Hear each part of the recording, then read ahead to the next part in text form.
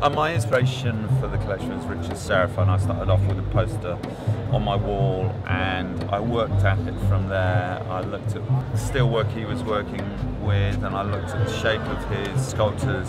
I kept to the brief most of the time, but I went on-piste and off-piste the whole time and I just looked at what he was doing, and then I got a bit into Conrad Shawcross for a bit and so on. It just went on through there. It was a pretty natural state of, you know, clashing stuff and moving stuff on, and yeah, love texture fabric. We always love texture fabrics. It's silk and it's all types of nylons, checks, and just texture, which is a great thing and a great way of being.